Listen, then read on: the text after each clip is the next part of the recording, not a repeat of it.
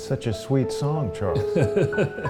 We need a new graphic opening for closing in. Maybe we could have some garage door closing on Hillary or something like that. That might be funny, yeah.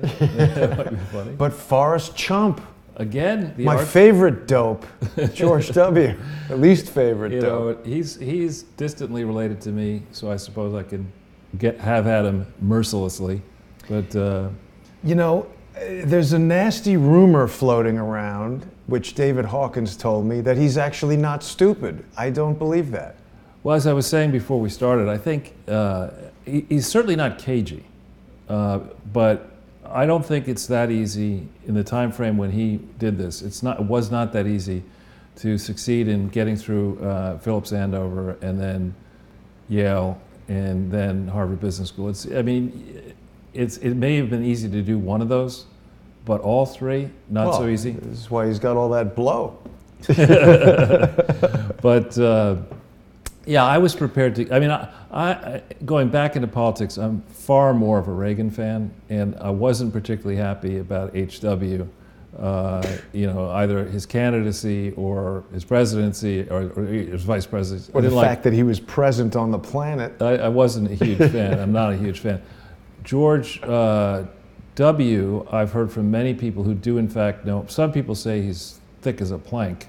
Yeah, I think that's accurate. You know, and others say that on one-on-one meetings he's very good, but in group settings not so good. And then you've got to ask yourself, what was really going on here with the powers that be? I mean, were decisions made a long time ago that actually what we want is not a powerful president, we want a schlub, to be in there. We saw what Reagan could do, and maybe we don't want somebody that powerful, let's get H.W., and then that didn't work, so let's try Bill, and then... We fundamentally disagree, because I personally think that Ronald Reagan was selected because he could give good speeches and look powerful in a suit, but they tried to kill him right away, and I think H.W. was behind that. Yeah, I don't know about that, but yeah. Friends with the Hinckley family, having breakfast with John Hinckley Sr. the morning of the assassination attempt. And I've recently learned that Reagan was, I remember as a little kid, Reagan got shot and then he was out of the hospital and I was like, oh, he's fine. But very near death, apparently. Right, yeah. Actually, I have a friend, she's now passed away. I grew up, I should say, my parents had these friends who were in the movie business, theater business, etc. And this particular mother was in multiple Ronald Reagan movies, including, I think, possibly the famous was it Bedtime. I think she might have been in that one. She didn't think too highly of Ronald Reagan. A monkey movie. They could do a remake and have our buddy here, Forrest Chump, play Bonzo. But if you think back to it, in 1992, the world was there for America. I mean, we had the period 1992 to 1999, there was irrational exuberance, as Alan Greenspan would like to say, but I mean, we were firing on all cylinders. There was no India Inc. in 1992, it was still socialist. China was basically just emerging. Europe was a mess. Internet economy exploding. Yeah, and we could have done arguably a lot better than we did under Bill Clinton. The excesses were not tamed. We went to, that gigantic internet burst. And in that time frame, of course, the Soviet Union disappeared. The wind went towards America. Eastern Europe became more or less in the capitalist system. Threats that had been there for a long time disappeared momentarily. So George W. Bush, when Hillary says he was selected, not elected, I don't buy that argument. But he did have a pretty strong hand to play in the beginning. And you think about what happened between 2001, January 2001 and January 2009. I mean, it was, what didn't he screw up, right? Yeah.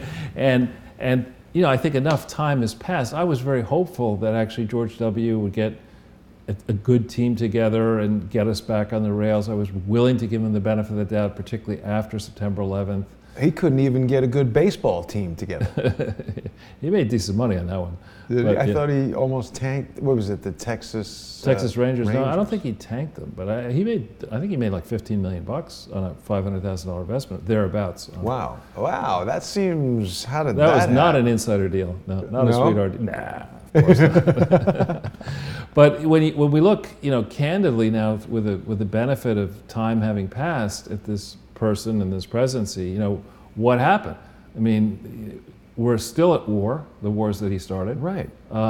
I think most people do now concede that going into Iraq the way we went into Iraq, going into Afghanistan the way we went, rather than, if we're going to try to win a war, throw everything that you can at actually winning, and or how about go to war with the people that actually have anything to do with the problem? Yeah, that's a concept.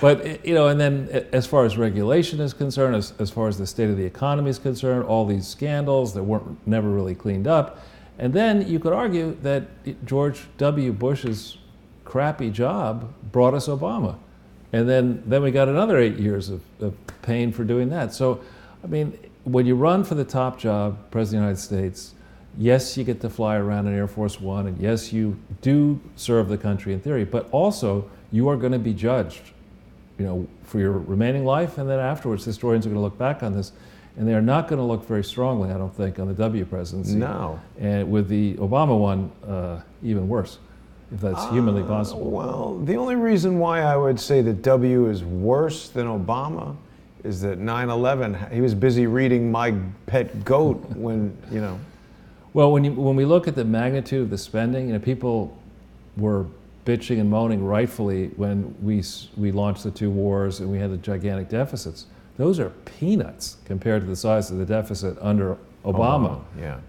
And I'm much more of a numbers person than I am a word person, and so when you look at the actual stated numbers and the economic performance of the United States of American government sector, it was not great under W. Bush, but I mean, we now have structural government deficits. What does that mean? Well, Obama and his people were very clever in putting these entitlements in that are very tough to take away, and not having any discipline. So it's very tough to actually cut government spending and not have a revolution on your hands of all the people going out and voting against you in the different elections. So I think structurally the government deficits got much worse. The approach towards regulation and failure to go after corruption was not good. It sent the wrong message, I think, around the world and inside this country. But fraud is great. It's like, Well, Charles, what I've got queued up here is undoubtedly the finest moment of George W.'s presidency. Of course, you're going to recall when he dodged the shoe quite adeptly, I must add. Pretty good reflexes. Yeah, not bad. It's from his carnival days. Yeah. Put him in the dunk-a-dope machine or whatever that is. Yeah. And you think about it. I mean, here we spent all this money in Iraq, right? And you would think that possibly there might be some gratitude, maybe, for what we did. Gratitude from who? From the people that, we quote, liberated in Iraq? No, we've irradiated them with depleted uranium and blown up their whole country. Why would they be grateful? Yeah, I'm just saying. I mean, the theory is, after World War II, there was a certain amount of gratitude. Eventually, out of Germany, out of Japan, we were pretty rough on Japan. A lot rougher than we were on Iraq. But anyway, that's true. Well, what I thought we'd do is I want to try to keep it to the time limit. But really, the art department once again has outdone itself. So thank you very much. We get the Forrest Chump. The one thing I did want to touch on before we get fully into today's episode is the new segment that we've come up with, Charles, which was inspired by, of course, the Crowdsource community, and that is this segment here called 90 Seconds with Charles Ortel. And what we're doing with that, if people haven't yet had a chance to see it, is actually going back and just having a brief discussion, little overview of the most important aspects of the shows of the past, so that people who maybe haven't had an opportunity to see them or to go through the sometimes hours-long presentations, at least they've got now what will build up to be a guide of the key points of these presentations, and I'll link them to the original presentation once we've got them all up there. So I thought that went pretty well. It was beautiful weather. So well, thank you for doing this, and also a shout out to somebody in the Twitter universe or Twitterverse or whatever you call it. Yeah. I don't know this person's name, but whoever it is has done a tremendous amount of work laying out not only all the videos and all the presentations that this person could find, but in addition, links to a whole bunch of related articles in an organized fashion. And we're going to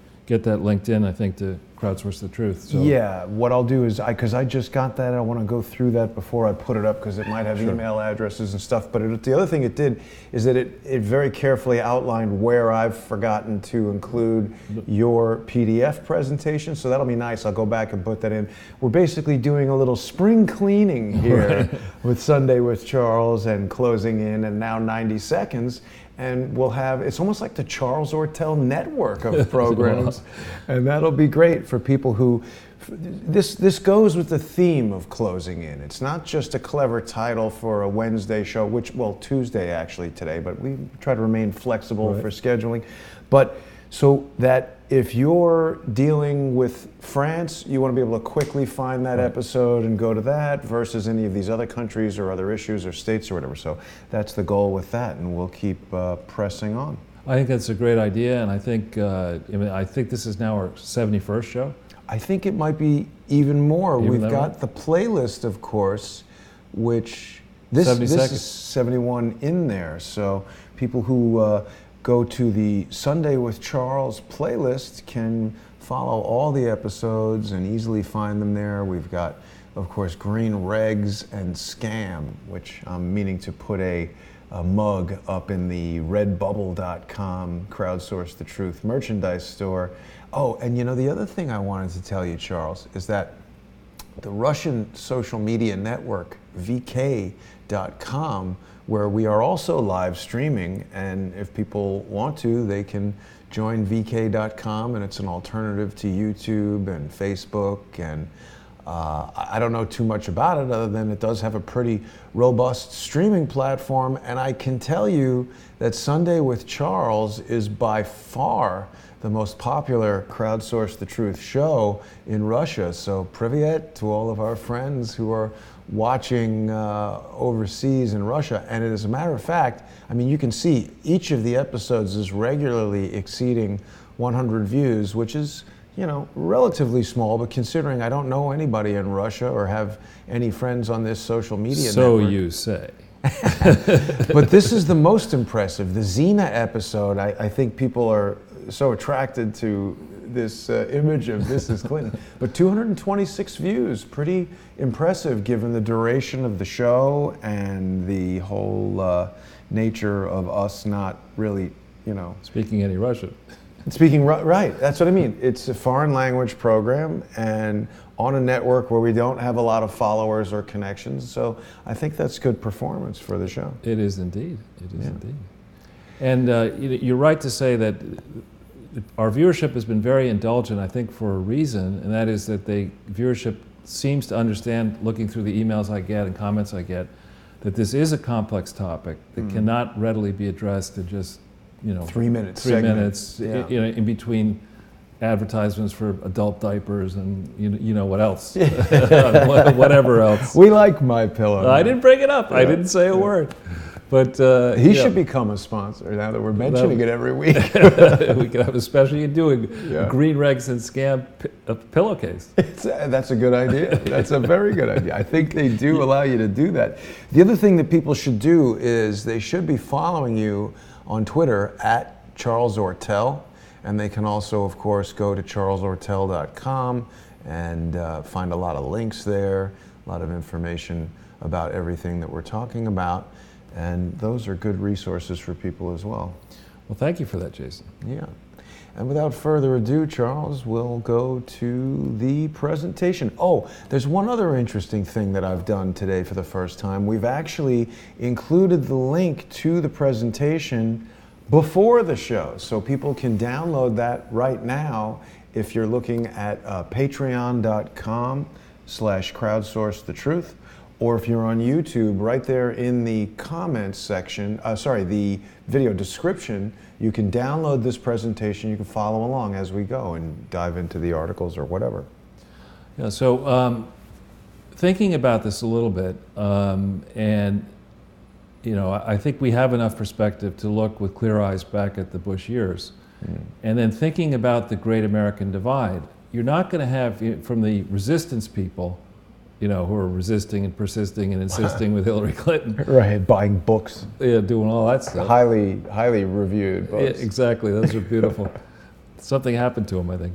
But those people, probably, there's a nice Venn diagram, where you put two shapes, and it's like that. The people who like Hillary Clinton probably dislike, many of them dislike George W. Bush, except for this, this ridiculous. No, they love him now. Joy Behar thinks he's fantastic. Is that right? Okay. Painting birds or whatever the hell. And I value her opinion. I really do. Before I do anything, I say, what would Joy Behar say about X, How Y, is Z? she on TV? I mean, she strikes me as like an annoying principal of a school or something.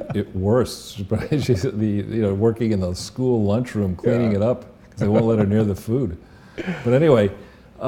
There's I think a large body of people on the left who really dislike George W. Bush. Yeah. And I think there's an increasing number of people like me, former Republicans, who look at this and say, no, enough of this dynastic political family crap, and enough of all the excuses why we should say he's doing a great job. Let's go back to square one. Donald Trump is not the perfect person, but he is a very decent disruptor. That's what we need to get out of this mess and morass. We got to have a disruptor. And I think we're at a moment now where people are going to fairly, not like yelling and screaming and throwing shoes at George W. Bush, just saying. I do like that. Yeah, it is a nice metaphor. But they're going to look at it and say, listen, dude, I mean, it's not, you can't say that you needed to learn on the job. I mean, you could call Dad up and say, hey, when you were president briefly, what did you learn? And while you were vice president, by the way, what did you learn? I mean, he had a lot of advantages going for him. Right. And still, we ended up with Obama. And we ended up, I mean, the world literally nearly went completely unglued just at the end of 2008. Just when right? I mean, the just mortgage crisis, you mean? Yeah, well, yeah, I mean, it was long unfolding. And first, the first signs of it bit really hard in March, April 2007. He had a lot of notice. And instead of getting it fixed, we literally nearly collapsed the global economy. I think they did that on purpose, Charles. I mean, I obviously have virtually no knowledge of this economic type stuff, but when I saw that movie, The Big Short, that told a part of the story, but I saw some documentary about Hank Paulson and all this, and I could not help but think, because after that I saw a documentary about the savings and loan crisis, which I think Neil Bush was really involved in, and it was all these banks in Texas and Louisiana and Florida and everything, and it just seemed like a beta test for the 2008 thing. No, the 2008 thing, it's more that George W., for a period of time, he controlled the House, I think, the Senate, and the executive branch. He had, all the advantages of being the son of a former president, all the contacts and the big name. Right. And so he should have been able to accomplish a lot more than he did accomplish. Now, granted, we don't need to pin 9/11 on him, although some people might want to do that. Yeah, that was mostly Dick Cheney's fault. Right, but that was obviously a major league tailwind, or headwind, or whatever. Yeah. Headwind, rather. Well, no, but you know what? You bring up something interesting, because you're talking about what he accomplished. Or when you think about it, he accomplished quite a bit. The entire world changed. You can't get on an airplane without getting, felt up by someone in a blue suit. So if what you wanted was to strip away people's rights, allow mass surveillance, restrict freedom, he did a great job. Yeah, well, which I really don't think anybody actually wants that. And the more we think about it, I see these ads on television now for Alexa, and you get this thing Cortana and some other thing. Next thing you know, your entire life will be on television 24/7. It'll be mining your dreams, it'll be mining your thoughts, and I don't think that's a very productive approach, given how nasty a big percentage of the human race actually is. I just don't like the direction we're going in. But anyway, this is what we're trying to do here is give some more perspective on how the Clinton frauds, the Clinton charity frauds, some in league with the Bushes, how did they flourish? Why did they escape being unscathed? But before we get into that, we do need to talk about some breaking developments, because there's been a lot of stuff going on. So what I thought we might do is go to the next page. For our new viewers, we'll just quickly go over this disclaimer. that when Jason and I do this kind of presentation, we have done research. We try to find as many relevant facts as we can. We solicit opinions. We read analysis. In the end of the day, it's our judgment that is reflected in the comments that we make here. And we try to give you, the viewership, the chance to look at some of these source materials for yourselves, because we all make mistakes. We could be wrong. I appreciate getting suggestions of how I might improve or how we might look at things slightly differently. So the format of this show is really, it's Jason and me talking about these issues that are important. Our audience remains, our target audience remains the prosecutors, the investigators around the world. We are not at this moment trying to get 1 million views on a podcast by dumbing it down to 2 minutes or 5 minutes or whatever. You're not going to have cats and no cats. You don't like cats. I do not like cats. You're anti-cat. Well, I'm allergic to them. Well, that's a good reason. Yeah. Goddamn things, they make you sick. But all the cat people hate us now. It's life. It's okay. But I also don't imagine you following a dog around New York cleaning up it. Well, I do like dogs. I find them friendly, but yes, in New York, I think it's a little difficult to own a dog. And yeah, it's a good question. Who owns you? Right. Yeah. Who owns what? But anyway, so it's important people understand that we do base our work on source material. We beg your indulgence for the length of these shows. It's important, as we're getting close to the target here, we may be past the target here, that the investigators understand and appreciate just how big a team around the world is looking at this. There's a lot of people who are looking at this, just waiting for the first indictment, the first sign that the federal government under Trump is actually going to police the swamp. Blood in the water. Once that happens, it's going to be fun to watch. The sharks will swarm. It'll be fun to watch. We should have some kind of party or some kind of event. Yeah. Like to have the inauguration, this could be the indictment party. We could be indictment bingo. Right. So we had, yesterday, late in the day, we had a leak, and I'll tell you which ones to pull up. We don't necessarily need to pull them all up, because that way it might be longer. Sure. We had, on the one hand, the New York Times breathlessly reporting, the same guy, I think, there we have him, Michael Schmidt, that here were a whole bunch of questions, more than 40 questions that Mueller wanted to ask Trump. And immediately Trump jumped on that, and his people jumped on, this is a sign that the deep state is leaking and Mueller's leaking, it's awful. So that's one narrative. And it was followed quickly this morning by a second narrative, which is in the next link. People arguing that one of his former assistants saying, no, actually it was Trump's lawyers who were writing down the questions, and we can tell that because they're grammatical errors and typographical errors. Is that true? Yeah, that's what the story says. But I mean, did they? How can we verify if they did? I don't know. I mean, the history, particularly when you go through and read "License to Lie" by Sidney Powell, and look critically at Mueller's long history and the people around him, their long history of trying cases in the press, leaking illegally to the press, to use public opinion against the defendant, to get the defendant to just give up against the almighty government. This is an abuse of power, and the more we've been on this campaign for some time. If you wanted to pick the worst possible team to clear the air up, about what actually may have happened with the collusion delusion investigation, you couldn't have picked a worse team than you now have, because even, God forbid, even if there's an ironclad picture of Donald Trump, with his shirt off and Vladimir Putin, on a horseback through Siberia, sealing the deal in a famous memorandum of understanding about how they're going to collude. Even then, right, a large majority of the population is going to say, we can't trust this. I mean, there's so many conflicts in this. This is a vendetta. It's a witch hunt. There should have, if they were going to go down this path, you and I argued months ago, go down on this path. What you do is don't make it just about 2015, 2016. Don't make it just about Trump. Go way back and have the American public get into the idea that whatever our political spectrum, we want to be sure that there is no or minimal foreign interference in our elections. And then we want to have a grown-up discussion about whether the United States government, either monitored by Congress or unmonitored by the deep state, whether our United States government should be meddling in foreign elections. Because it seems to me if we're going to make a big issue of it here, that it's so horrible, we shouldn't then turn around and do it internationally. Well, it's sort of like do as I say, not as I do. I think it's interesting, Charles, because more than any time I can ever remember, the American public, I mean the world at large, is seeing this practice of political opposition research and really a disinformation war, because just this article that you've brought up here from Zero Hedge, it's like, all right, well, doesn't have many shares.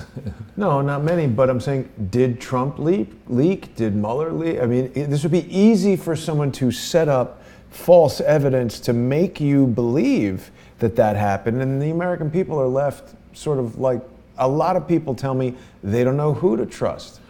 Well, you know, what I noticed actually through this process, particularly in the whole Peter Smith days and all that, when that story came out, when that Wall Street Journal guy contacted me, when I met you the first day, in the middle of the shoot, and you know the way in which that guy, he was transferred into the Wall Street Journal, so he's a new employee. Shane something. Shane, exactly. I forget his last name. The way he contacts me and he says, "I'm going to run a story today, about what's your reaction to this?" I'm like, what are you talking about? And then presto changeo, this new employee is of the Wall Street Journal, owned by ultimately big shareholders, the Murdochs at that time. Oh. How does he promptly get on MSNBC? That same with the story right away. And you see it. They have this ambush journalism approach. They're out to get the enemy. They have the ability to just put you immediately on a wide variety of shows, from CNN to MSNBC to radio, to get extensive coverage in the print, in the magazines, et cetera. And then all the talking heads will reinforce in the echo chamber, whatever allegations they want to make. Whereas the right wing doesn't really, and certainly Trump doesn't have the same ability to manipulate the press. And I think if you just go through, I'm adamant on Mueller having, I have great respect for Sidney Powell. I've read her book carefully. I've interviewed her about it. There's a long track record here of questionable behavior. And Louis Gohmert, your friend, you met him down there in Texas. Yep. He issued a 48-page memorandum going into great depth. I won't recount everything because I can't remember all the instances, but it's not like, Bob Mueller is no Boy Scout. James Comey, is I don't know how long he's going to hang on to this money he thinks he made. and then this Rosenstein character, again, there's major league questions about all these guys. Yeah.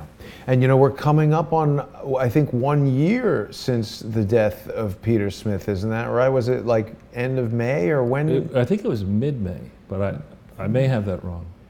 Yeah, we got to get back in touch with Pepper Stanley. She had provided that surveillance video from Walmart, which seemed to be fake. Right. So that's what I mean. People put out these types of stories to misdirect. It's very strange. Yeah. But anyway. And actually, there used to be high standards. It's funny, when I got involved in this writing and media stuff, I'd meet these journalists who would try to explain to me how rigorous their standards are. And I'm like, dude, I mean, in the merger business, it publicly contested merger transactions involving large publicly traded companies. You screw up, you can go to jail. Right. And your firm can lose, hundreds of millions of dollars if you're not careful. Rigor. That's rigorous. So, when that kind of stuff, you make sure that you have, it's not that you have multiple sources. Our typical approach of a presentation we would do back then is you'd have this kind of a slide presentation, and then behind it there would be an exhibit, each major point, and then Christopher Steele, Yahoo News. Exactly.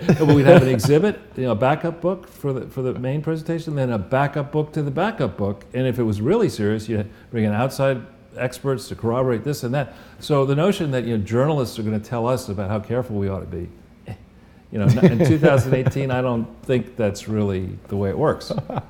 So we have now Hillary Clinton. This is interesting. This first story, The Atlantic, which is not. It's high not exact. Profile. Well, Atlantic is hardly, a conservative Republican magazine. I mean, it's pretty left-leaning, and we're beginning to see, I think, some Bernie people who might be around the Atlantic, some thoughtful people say, actually, Hillary, you tried. Seabiscuit. You're not so far away from the glue factory right now. She looks high in this photo, Charles. She looks like she's wearing a cast, isn't it? Yes, and she's very injury prone, huh? Because of the balance problem, maybe from her concussion or whatever. Yeah, and it's not like, what's that famous football movie about this guy in Notre Dame who's very small physically, and it's a very moving story about how this guy, didn't really have the temperament to be a football player or the physique. Not the one about Sandra Bullock. No. I don't know. Anyway, it's not like that case that Hillary has never been put in any game. It's not like she's never had a chance. It's not like she hasn't been on the political stage since whatever. And it's not as if she wasn't the presumptive front runner in 2007, presumptive front runner in 2015, and one belly flop is worse than the next. And now you're sitting here at a moment in time. You could say Donald Trump is not worth $10 billion, but you can't say that Donald Trump has no game and no case to make in 2020. You can't say that he might not be a formidable force in the 2018 midterm elections if things keep going this way. So to have somebody over here this ethically challenged, insisting on taking up airtime, more power to her. She's using up air. Yeah, she's basically, I think, crippling her own party. And again, just as we look critically now at George W. Bush, I think history is not going to be kind to this person, and that's before considering whether she actually has to face time.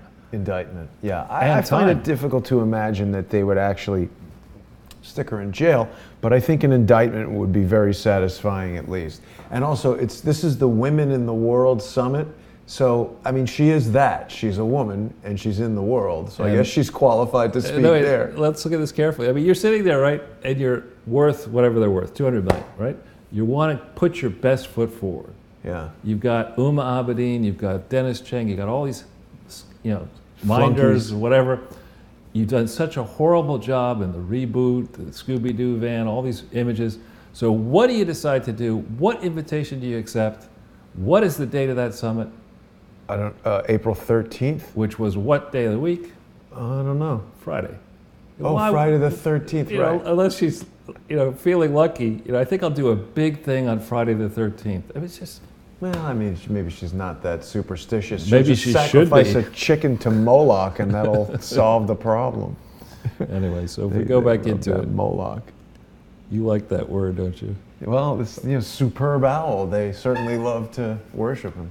And just to show that we do put up sources on the left as well as the right, here, this Huffington Post. That's Newsweek. You missed the Huffington Post. Yeah. Okay, sorry. We'll go back and get that. Oh yeah, because it's the double. It's just in. The double dip. And this is a phone call that Hillary Clinton doesn't want to get. I want the money back I gave you. Oh, you know what? I responded to this tweet. Have you ever heard of someone called Old Dirty Bastard? I've heard of the wine Fat Bastard. But. No. I responded to Thomas Paine of True Pundit's tweet about this with the Old Dirty Bastard song, Baby, I Got Your Money. I think the Clintons are very into taking money and really not so much interested in giving any money back. So return the money. I mean, yeah, that's ridiculous. That's happen. I don't think that's gonna happen. So it's called giving back. No. Right. So, yeah, with this Newsweek one right there. Now, Newsweek 40 years ago was a joke, but now it's just absurd. There clearly is no editor there worth a damn. Kurt Eichenwald. I mean, let's think about how many different ways does this indict James Comey. I still have a job if Hillary Clinton had won the election. Actually, probably not. She would have milked you, but they were not happy about what you did, James. And you thought you were going to have a job. Your utility would be rather short-lived. His job is going to be pounding rocks pretty soon. Or making license plates. They might have him do that. Turning big rocks into smaller rocks. That's right. Yeah. James Comey, my goodness. So he ended the book tour, right? Did he finish it already? I believe he did. I think I heard Laura say something about that because I forget the exact reason. On advice of counsel? Something like that, yeah. It was just like, hey, by the way, they're making orange suits in XXL. So this here is a shout out to John Batchelor, the eminent radio host, the John Batchelor Show, who's kind enough to let me on a show for several years now. But he's going back over the ground here of when the fix went in to make Hillary Clinton succeed Barack Obama. And he had on the great Andrew C. McCarthy, a former federal prosecutor who's highly experienced. And I think Thad McCotter is a former Alabama congressperson, if I remember correctly. But this is actually a great show, John Batchelor Show. It's on, it used to be on 3 to 4 hours a night in the 9 p.m. and afterwards. And it's not really a political show. It's just a general interest show covering a whole bunch of topics: history, science, literature, and when there's gripping political events. And he's very, very amusing as well. So I highly commend that show. Great. So we've talked about when the fix was in, right? The fix actually was certainly in by the 10th of July, 2015. And that's the significant date. If we just pull this one up here. But the fix, you mean what? Covering the... Well, by the 10th of July, this is, I've been, shout out to the people at Fox. I hope you watch this. People talk endlessly about how there's no record, no transcript of Hillary Clinton's interview in July 2nd, 2016. And there it is right there. Yeah. It's right there. We've shown it to people many times. Here's a summary of the whole case here. Which one is it? This one? That one there is a transcript right there. On July 2nd, Hillary Rodham Clinton. They misspelled her middle name. Isn't it Rotten? Anyway, so this is a summary that goes through. There's significant stuff, redacted, but there is a record of it, and it was prepared. It was transcribed on the very day that she was interviewed. Peter Strzok, I believe, was involved in this. Huh. And this is not something... Why didn't he text it? He probably did text it. But there you have FBI Section Chief Peter Strzok. Oh yeah, look at that. And so the point here is that there was a transcript of this. People need to read not only this part 2, but the other one, Jason, if we could show them part 1. Yeah. Thank you. Part 1 is over here. And this is a whole long summary of the case. How it came into being. It says, on July 10th, 2015, the Federal Bureau of Investigation initiated a full investigation based upon a referral. And so that by July 10th, 2015, the fix was in. The Inspector General and the intelligence community had been rooting around the records after December 5th, 2014, when Hillary Clinton's people turned over what purported to be all the work-related emails, potentially work-related emails. Probably before then, but certainly by then, heads started spinning, and people started to say, "Whoa, what happened here?" Yeah. And by the 10th of July, 2015, the FBI had no choice, because this Section 811C Act required them to open an investigation. They had no choice but to do that. So the question is, who did they put on that investigation and why?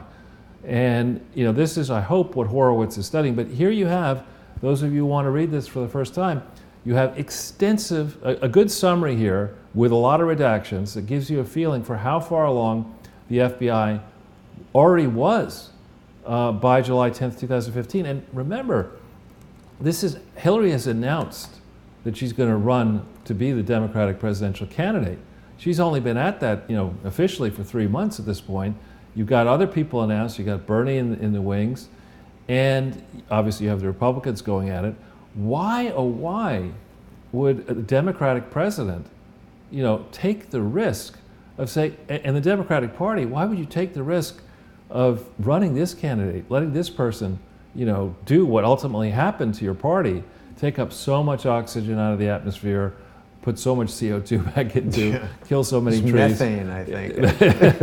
But raise so much money, leave the Democratic Party in distress and debt, and not win. You had to know, as you like to say, a betting person, you look at this and you say, okay, got a candidate over here, rich, under FBI investigation because mishandled classified information, in the most recent, highest position that she had, which is her paramount argument for being your next president. Yeah. That she did such a great job mishandling classified information as Secretary of State. Imagine what we could do once we're in the White House again. Right. Right? It doesn't make any sense that you would do that unless there's a very bad reason. Well, there's a nice armoire there that she wants to take. That's right. I'll take that. Yeah. Camp David. But Charles, is the referral that person who went from the State Department to the FBI? No. What's the referral? So the referral is that when, the thesis that it was okay for the Clintons to run the State Department and run the Clinton Foundation over secret servers, over devices that weren't monitored properly, and run 100% of their business that way, and then walk out the front door on February 1st, 2013 with all that stuff, and then keep all that stuff and bleach bit and and only by December 5th, 2014, turn over with no oversight from anybody, no external oversight. You say, well, I'll give you some of your property back. I stole it for almost 2 years, but I promise I'll give you all of the property I stole back. You just can't check. Right. To take that kind of a risk, the reason you take that kind of a risk is you're implicated. And as a guess, we will ultimately find out if the Horowitz team is persistent. And this will be the test for the Horowitz report. We will discover that there are multiple emails back and forth to Barack Obama, to Valerie Jarrett, to Eric Holder, to other, maybe to people in the IRS, over this secret server system. Don't we know that already? Didn't we don't know the full say she has email from Hillary that doesn't have the state.gov email address? Right, but we don't know the full extent. Yeah, we don't know the full extent of it yet. So as a guess, what's good for me is good for so if Barack wins, why he picked Hillary Clinton and the Clinton people, why he let Eric Holder in there, why he let all these different people tied to the Clintons, close to levers of power, holding big levers of power.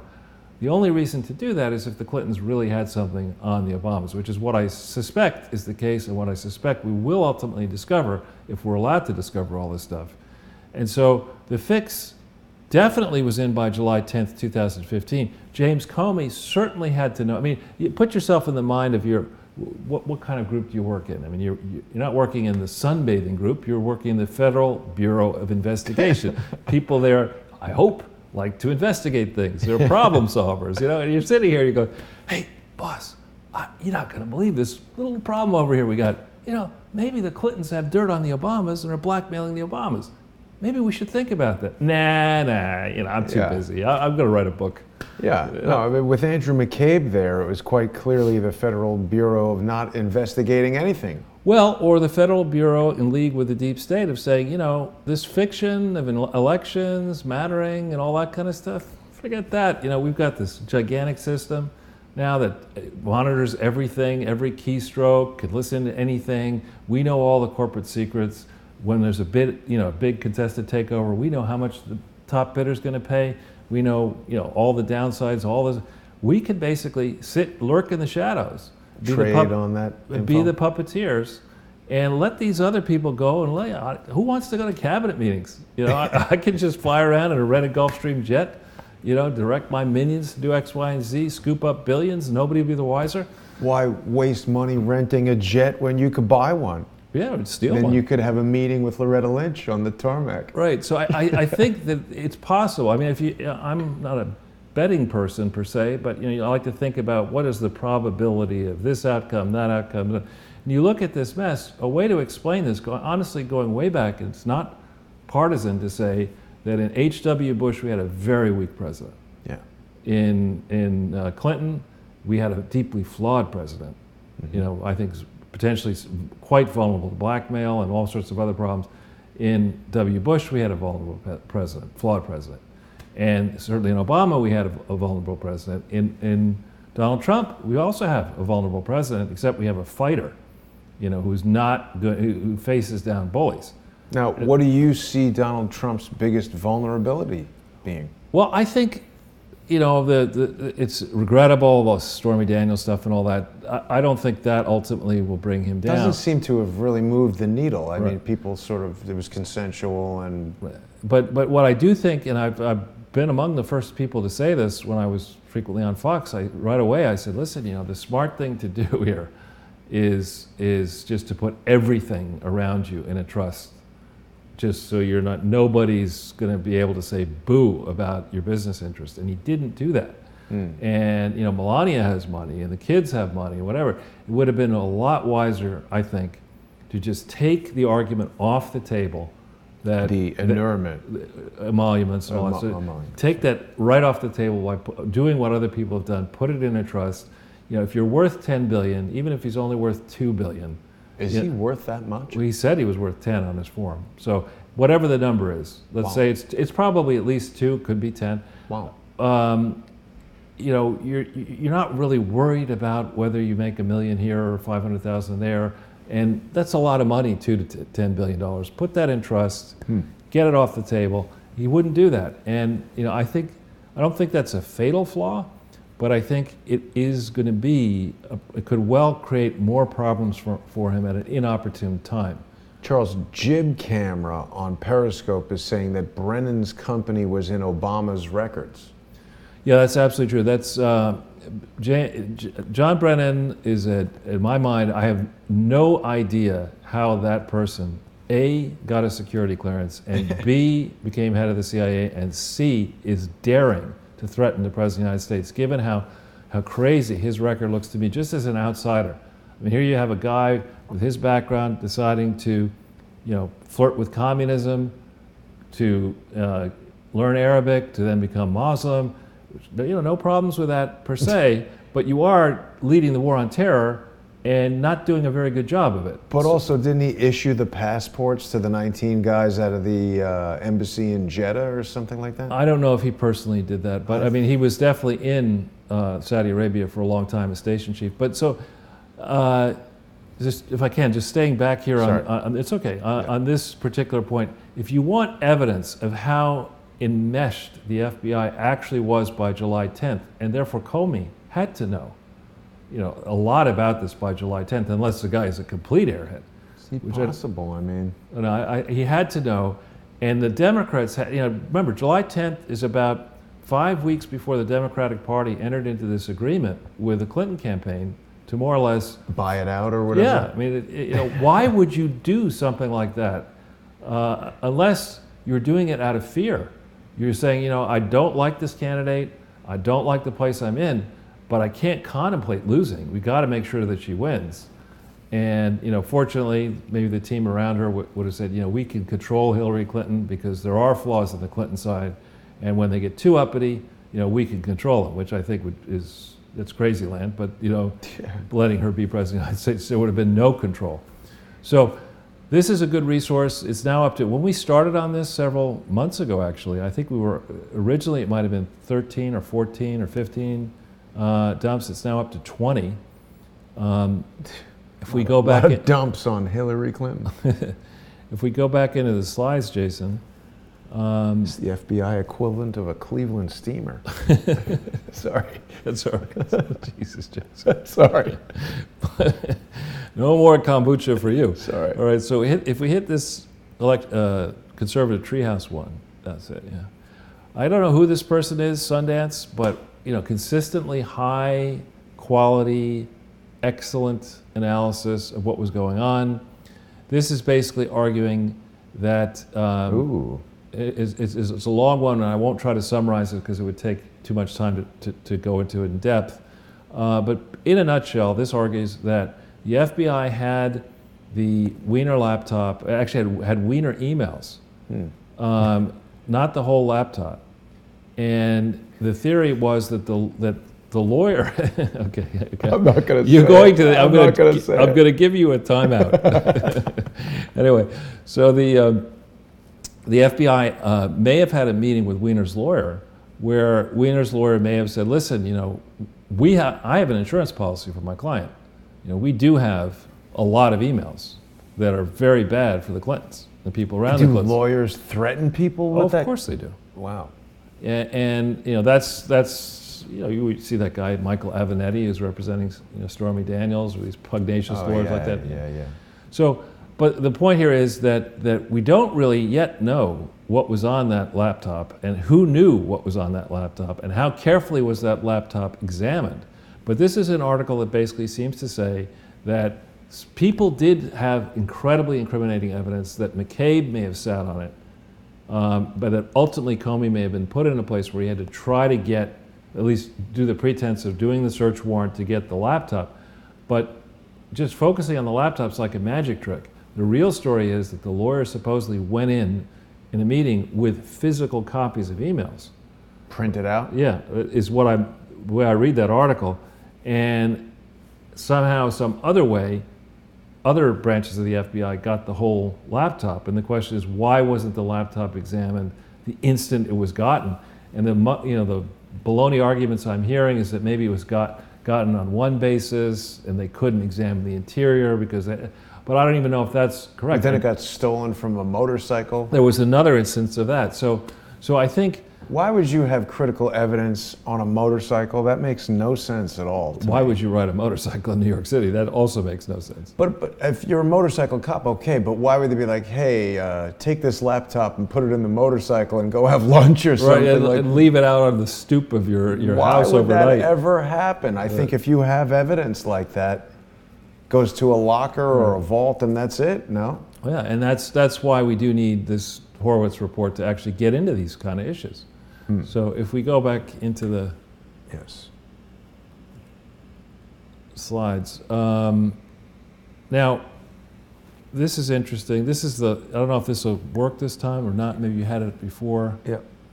Why did that happen? We did a long show on this a while back. I want to say even could have been last year. Something happened. What was it? I don't know. Wow, lost the Google Chrome there. That's weird. That is weird. Where did all those things go? Hang on. No worries. Catch my breath. Oh, all right. Well, which one was the link? This one. That was the one that we had trouble. Yeah, here it is. Yeah, we're having trouble with it again. Oh, that's terrible timing, Charles. I'm very sorry. That's right. Went full screen on Comey, and now we're totally... Comey's getting his revenge. Yeah, very... Okay, so... This one here. Yeah, I'm having a very tough time locating where that link... Well, if you go into the FBI vault, we can search on it. Yeah, what is it that we're looking for? Affidavit? Affidavit and Wiener, I think.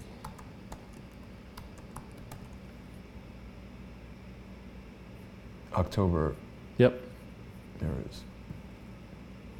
Something very strange happening with Google Chrome today here on this alternative screen. Yeah, see, this is filed on the 20th of December, 2016. And when it was released, I'm not sure when it was released, but this is a nice long file. It's not all that long. It's, I think, 30-odd pages. And it gives you want to look at with your own eyes, you could see, it's 21 pages rather. So you could see the process that was going on, the fact that this search warrant was sworn out, and it explains why it was sworn out, what they were looking for, et cetera. And this is all up there. The FBI has put this thing up on its vault file for some reason. Now they exclude certain things and then they put other things in. I don't know the rhyme or reason why they do it this way, but here you have it. You can see for yourself. Interesting. Yeah, it's an incredibly rich resource there. So now here is this, I don't know if you... Yeah, here, I'm going to get it back right now. All right.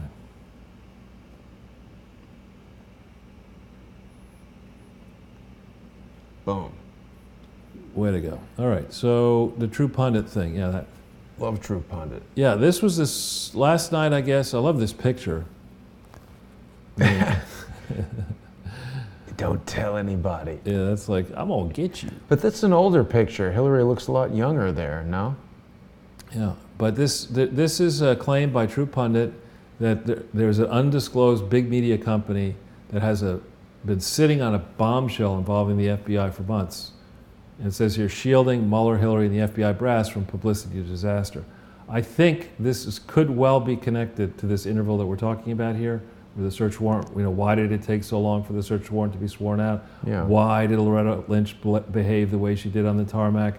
What was really going on? Why was the FBI investigation squelched from starting July 10th, 2015? What was McCabe really up to? Why did that veteran FBI agent resign suddenly early after the State Department walk-in on January 26th, 7th timeframe? I really want to know who that was that walked in.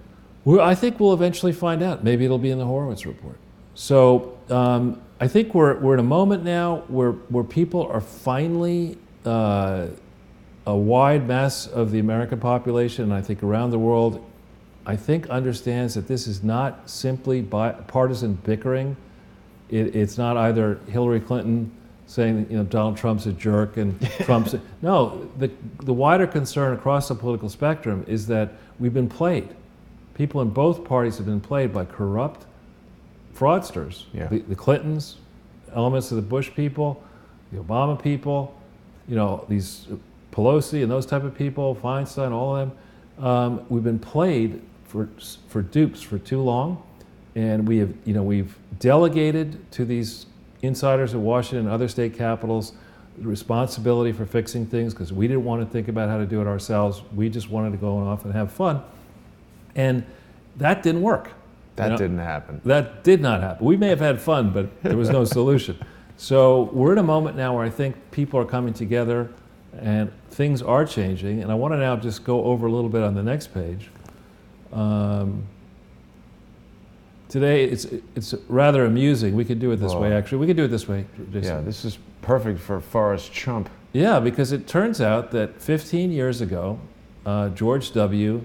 made the mistake of flying this plane onto an aircraft carrier, and behind him, as he gave a speech, scant weeks after, or months or whatever it was, after we'd gone into Iraq, there was a banner flown that said "Mission Accomplished," which was a very stupid move, whoever put that up there. And George W. is living that down to this day. He may never get over that stupid decision. I don't think he cares. He always looks like he's having a good time wherever he goes. But Charles, this type of thing always gets me thinking, like, we see that sign, "Mission Accomplished," and we're like, what are you talking about? The mission's not accomplished, but they might be talking about a different mission. I think disrupting everything and creating destruction was their mission, and he's like, hey, you did a great job. I did what my masters told me to do. Right. So then here we have a development. We've shown you this William J. Clinton Foundation stuff before, but every time we showed it to you before, there were only two parts to it. Now, this one, Jason, if you can hit this William J. Clinton Foundation part 3 of 3, we're going to break some news here. If we can go into the top of the page here and go to page 138, which you can do by just going, and at the very top, you got a ways to go. You're 26 now. Yeah, but I can grab this. See, it disappears quite quickly. It's a very annoying method. There we go. 138. I don't even see the page numbers. It's up top. If you just put the cursor up at the top, all right, 11 more pages. All right. Next. Page. Yep. Okay. Is this? Yeah. All right. Look at this. This is an FBI memo dated the 21st of March, 2001. This is on their vault. Huh. So, no, I did not check to make sure that this is really the FBI vault. But no, you did. You went to fbi.gov/vault. But it could be a fake website. Could be hacked. Yeah, but let's assume that this is a real document. The FBI has their websites under control. We can hope, right? Yeah. And here's this. What does SC stand for? John David. Here's Station Chief Special Investigative Services. Okay. Note here, for the first time, there are three related cases. This is the public corruption case, 58A NY. So there was a case opened by March 21st, 2001. And in most of the other reports, all we see unsub, I forget what that means. It's unknown subject, isn't it? Yeah. William Jefferson Clinton, target of the investigation, former President of the United States. And look who else is. Hillary Clinton. This is the first time we see Senator. Hillary was the subject of this investigation. Okay? which elsewhere we don't see that, okay? And so this is saying that by March 21st, 2001, the crack team of the FBI, and it was actually... They were busy smoking crack. No, this under Mary Jo White, I have to give her... This is good? Yeah, there was, this dump 3 of this one, you see daily reports of progress and large teams of...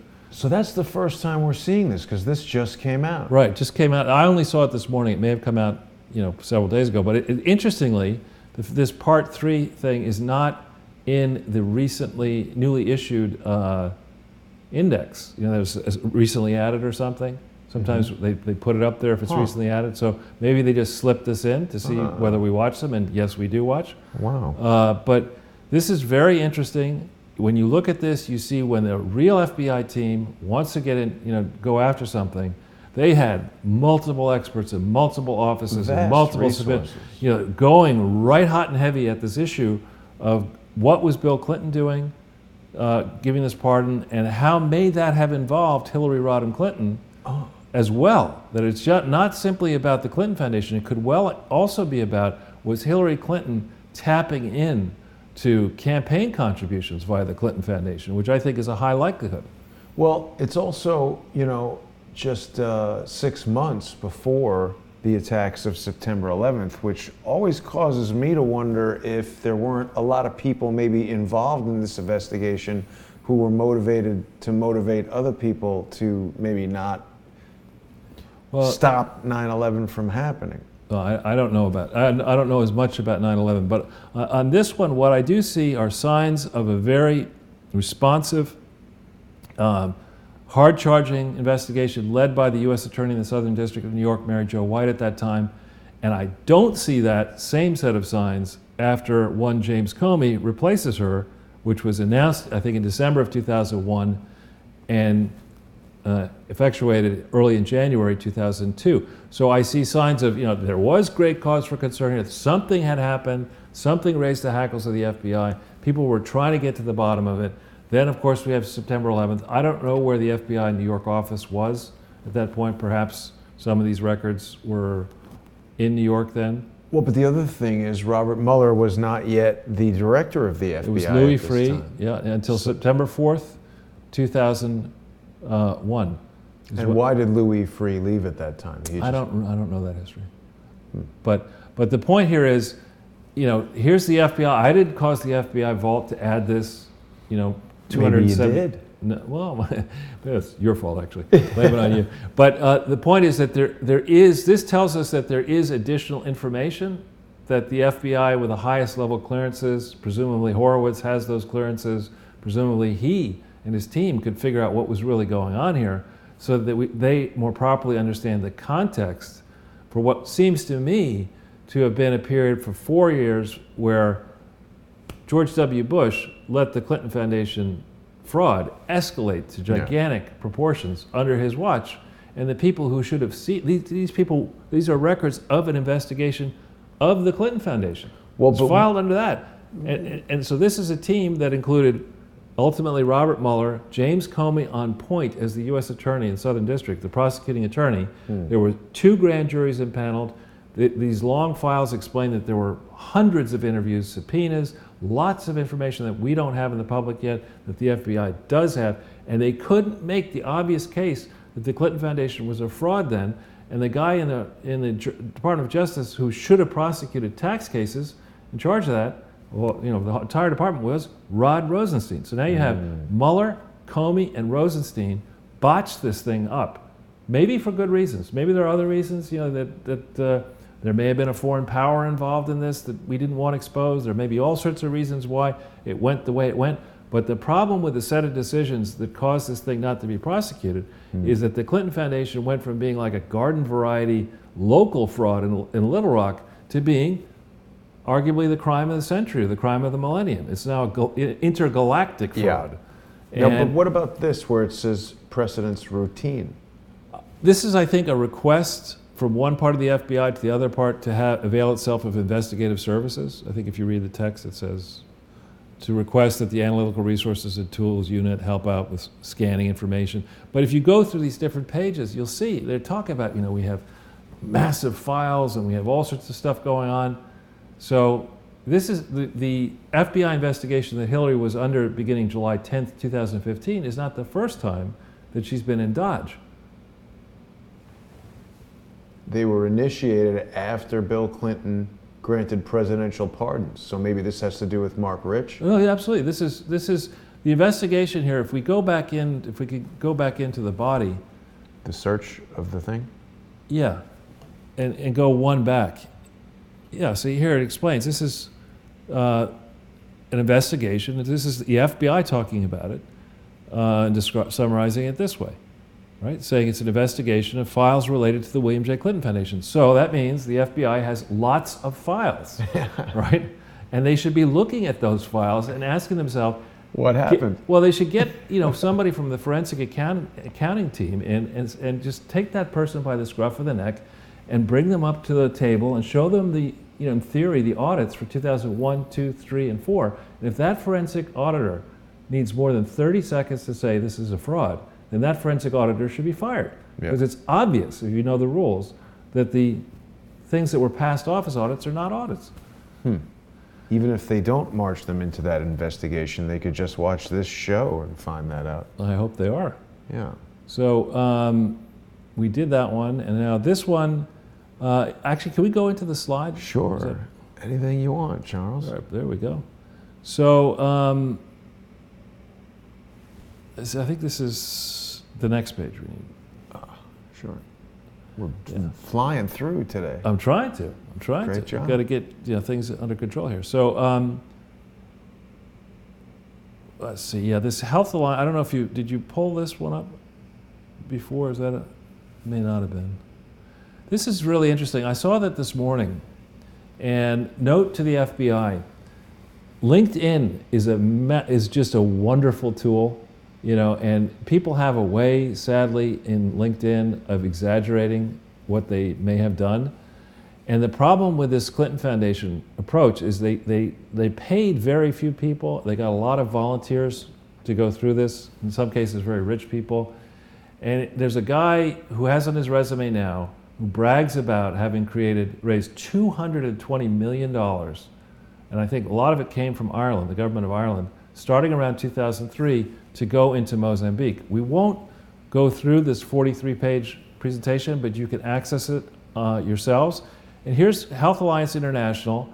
This is a charity that was involved with the Clinton Foundation and has filed books and records that I think implicates itself and implicates the Clinton Foundation in massive charity fraud. And the guy who founded this thing went on to be the U.S. AIDS coordinator under Barack Obama, Eric Goosby. Wow. And this charity is subsequently, I think, shutting down. Here is, they put this incriminating document together talking about how they were working with the William J. Clinton Presidential Foundation at a time when it had no authority to do any of this work. So how smart was this charity?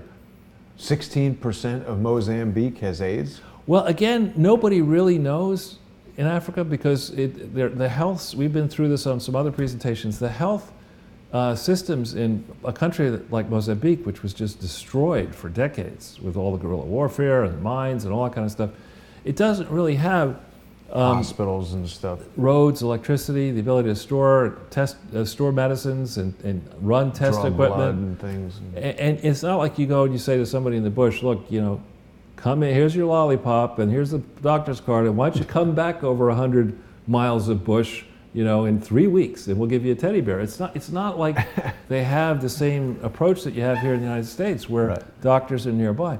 So anyway, here you see that figure. Well, not here, I guess. In this presentation, you'll see that they're bragging about all the good work they can do. They're bragging about how this approach makes more sense than PEPFAR, which is George Bush's approach. The only problem with all this, the problem beyond the fact that the Clinton Foundation has no authority to do any of this work, is that some of the medicine that went into Mozambique came from Ranbaxy. Right. And there have been very few generic versions of the HIV/AIDS drugs approved by the FDA at this point in time. So what drugs, was the Clinton Foundation tapping into as a guess? Ranbaxy and maybe also Cipla, but these were not approved yet by the FDA. And subsequently, as we've talked at length, there's some massive problems with Ranbaxy and the Clinton Foundation and the drugs that the Clinton Foundation may have been accessing with funds purchased by governments. Beyond all that, there are no government donations shown in the Clinton Foundation books until 2008. And here we are in 2003 and 4 and 5. So we go back into the slides. Is Miles, is that guy, I guess not, but the guy who owns Digicel, is he involved with the Ireland government at all? Oh, sure. Oh, what is Absolutely. So that's Dennis O'Brien. Dennis O'Brien. It depends on, it's like over here, it depends on, which party's in power. But he's just a contributor or whatever? Oh, no. I mean, he's a force to be reckoned with. He managed to, he made a lot of money. He might be one of the richest people now in Ireland, or from Ireland, and he bought up the media. So he's dominates the media. It's very tough to investigate him in Ireland. Wow. So on the one hand, you have this massive illegal international expansion under George W. Bush's watch, right? Now, he's the president. The Clintons are mouthing off against him, criticizing him, manipulating the media against him. He, in theory, controls the IRS. But wait, Lois Lerner is in the mix of the IRS, providing an insulation against any potential assault on the Clintons. So, maybe we can excuse George W. Bush from missing what the Clintons were doing with the Clinton Foundation, even though, the Treasury Department kind of runs the Secret Service and the IRS, and, you kind of know when a former president needs Secret Service protection to fly around the world. Somebody should have known where Bill Clinton was. Somebody should have noticed all these memoranda of understanding that he was signing in the name of a foundation that he had no connection to. Somebody should have noticed that he was tapping these foreign governments for money to do stuff that the foundation wasn't allowed to do.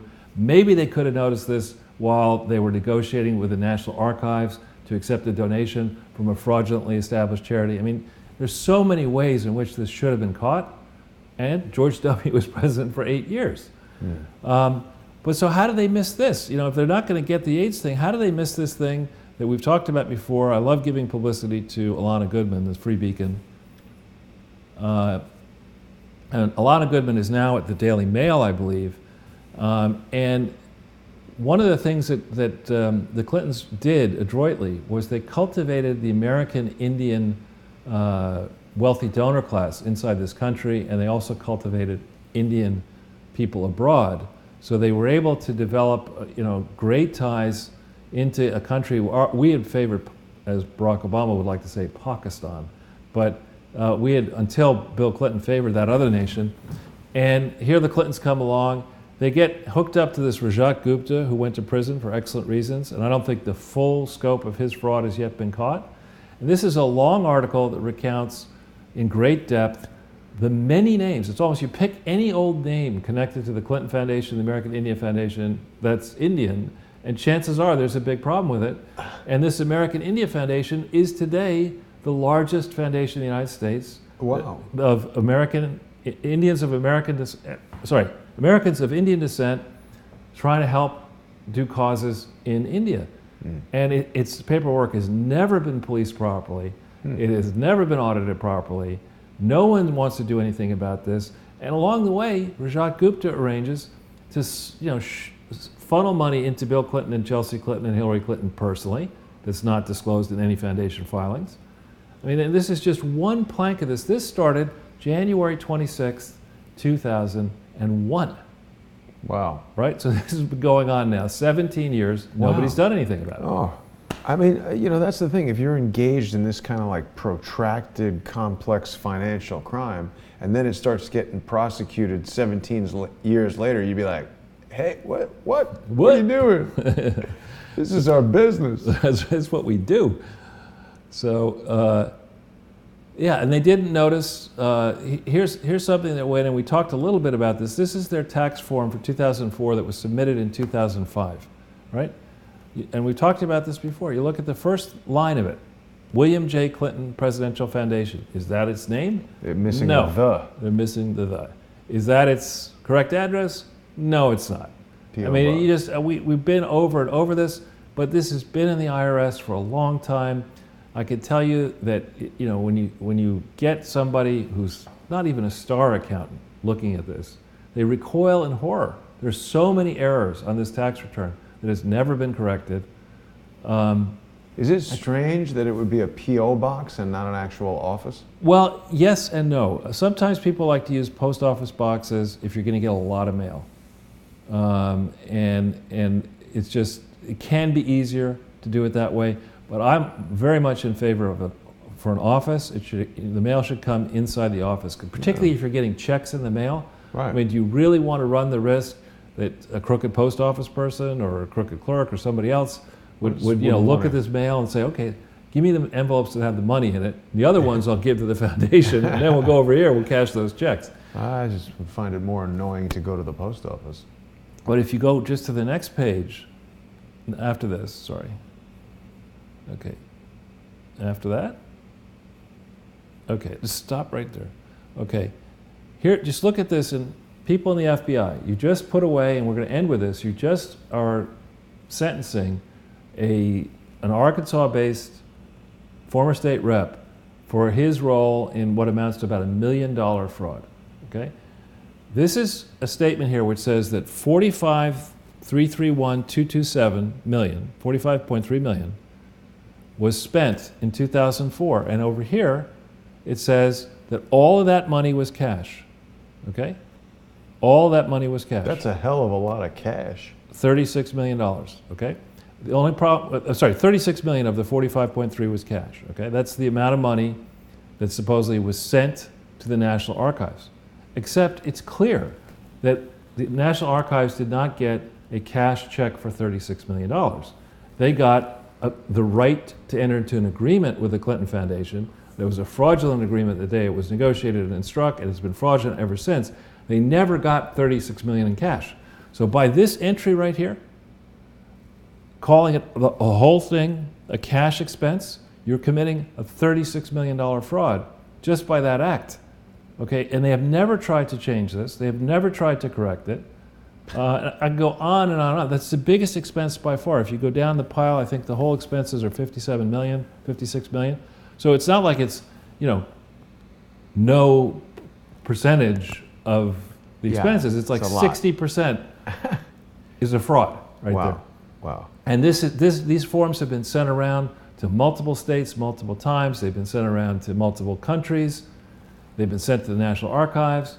George W. Bush was president for 3 years.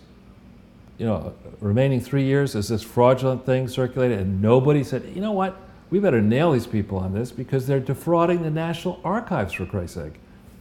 When you say a cash check, what?